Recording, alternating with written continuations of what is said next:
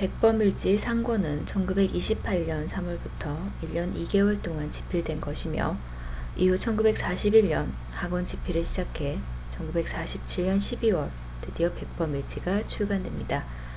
상권은 주로 백범 개인의 성장과 신변에 관한 것인데 반해 학원은 백범 개인뿐 아니라 임시정부와 주변 인물들에 관해서도 기술되어 있습니다. 백범일지에 기록된 것처럼 애초에 김구는 임시정부 주석으로 있으면서 계속되는 위협에 대비해 고국에 있던 두 아들에게 남기는 유서의 형식으로 백범일지 상권을 기록하게 됩니다. 학원 역시 해외 동포들에게 독립운동에 대한 자신의 경륜과 소감을 알리기 위한 것이었습니다. 백범일지를 집필하게 된 동기에서도 알 수 있듯 백범의 모든 생은 민족의 독립운동에 바쳐졌습니다. 민족과 독립운동을 대하는 백범의 마음가짐은 백범이라는 그의 호에서도 여실히 드러납니다. 그는 스스로를 못난 사람이라 자처하면서 자신과 같이 평범하고 몬 사람도 민족의 독립을 위해 할 수 있는 바가 있으며 따라서 누구나 독립을 위해 공헌할 수 있음을 깨우쳐주고 있습니다. 백범의 이런 뜻은 그가 독립된 정부의 문제기를 자청한 것에서도 엿볼 수 있습니다. 나는 안씨에게 정부의 문제기를 청원하였다. 이유는 종전에 본국에 있을 때 내 자격을 시험하기 위하여 순사 시험 과목을 혼자 시험 쳐본 결과 합격하기 어려움을 알았던 스스로의 경험과 허영을 탐하여 실무에 소홀할 우려가 있었기 때문이었다.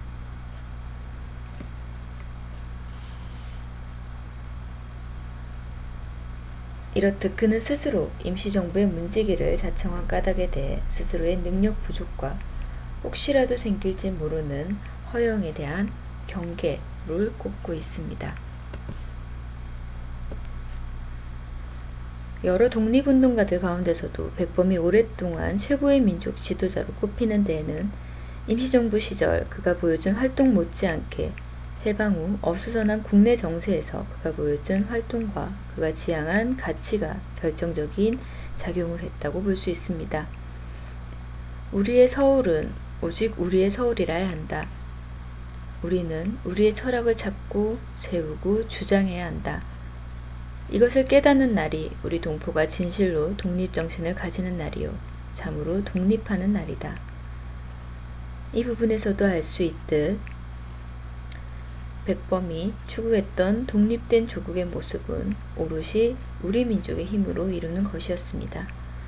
찬탁과 반탁, 좌익과 우익으로 분열되어 대립과 갈등이 한창이던 해방정국에서 백범은 미국과 소련 어느 편도 아닌 우리 민족만의 힘으로 통일정부를 수립해야 한다는 뜻을 일관되게 펼쳤습니다. 그가 발표한 3천만 동포에게 읍고함도 이 같은 내용으로 이루어져 있습니다. 나는 우리나라가 세계에서 가장 아름다운 나라가 되기를 원한다. 가장 부강한 나라가 되기를 원하는 것은 아니다. 내가 남의 침략에 가슴이 아팠으니 내 나라가 남을 침략하는 것을 원치 아니한다. 우리의 부력은 우리의 생활을 풍족히 할 만하고 우리의 강력은 남의 침략을 막을 만하면 족하다. 오직 한없이 가지고 싶은 것은 높은 문화의 힘이다. 문화의 힘은 우리 자신을 행복하게 하고 나아가서 남에게 행복을 주겠기 때문이다. 지금 인류에게 부족한 것은 무력도 아니요 경제력도 아니다. 자연과학의 힘은 아무리 많아도 좋으나 인류 전체로 보면 현재의 자연과학만 가지고도 편안히 살아가기에 넉넉하다. 백범이 오늘날 우리에게 남긴 가장 큰 가르침 중 하나를 꼽으라면 아마도 나의 소원에 담긴 그의 문화주의일 것입니다. 백범의 문화국가 건설로는 오늘날에도 되새겨봐야 할 이상적인 국가의 모습이자 영원한 과제이기도 합니다.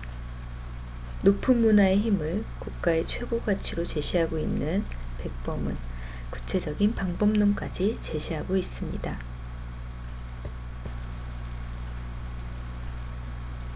국민성을 보존하는 것이나 수정하고 향상하는 것이 문화와 교육의 힘이요 산업의 방향도 문화와 교육으로 결정됨이 큰 까닭이다.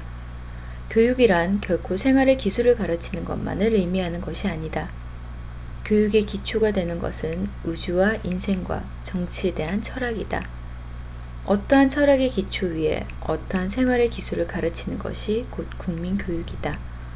그러므로 좋은 민주주의의 정치는 좋은 교육에서 시작될 것이다. 백범이 해방된 국가에서 가장 주력했던 교육사업은 문화국가 건설을 실현할 가장 근본적이고도 구체적인 방법론이었던 것입니다. 그는 인재양성을 목적으로 하는 건국실천원 양성소를 설치했으며 의무교육 실시를 주장하기도 했습니다. 백범을 가리켜 민족적인 운명과 개인적인 운명을 분리시키지 않은 삶을 살기로 결심하고 또 그렇게 살아온 사람이라는 평가를 내립니다. 백범은 상민 출신으로 입신하여 임시정부의 주석이 된 후에도 초심과 중심이 다르지 않았고 사심과 공심이 뒤섞이지 않는 비범한 삶을 살았던 최고의 민족 지도자이자 스승이라 할 수 있습니다. 백범일지는 그의 이런 모습이 담긴 사적 기록인 동시에 대단히 의미 있는 역사적 기록이라 할 수 있습니다.